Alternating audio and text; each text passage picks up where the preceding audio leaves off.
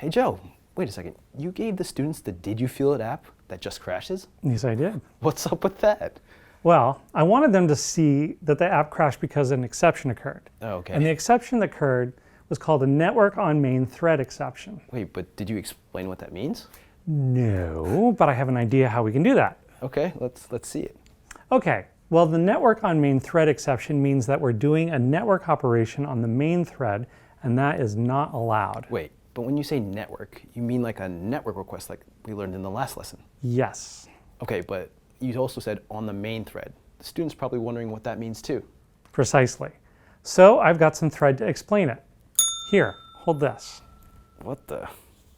This thread will represent the main thread of the app.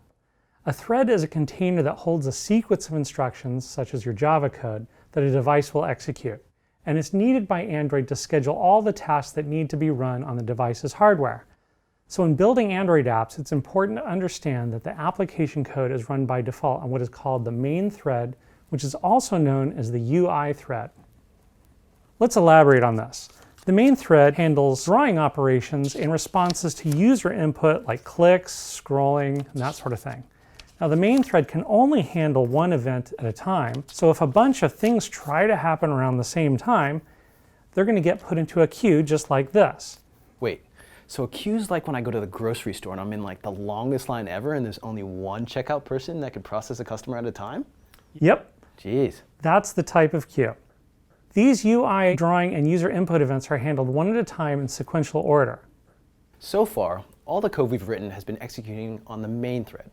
When you read Java code, you read from the top to the bottom, possibly looping or picking a particular branch, or jumping into and out of other methods. When the program executes, it has to wait for one task to complete before moving on to the next. That's pretty much what a single thread does. Execute Java in the order it was written. Hold on a second. So Joe, students may be thinking, if our code has worked fine so far, why don't we just continue writing all our code on the main thread? That's a great question. Let me show you why.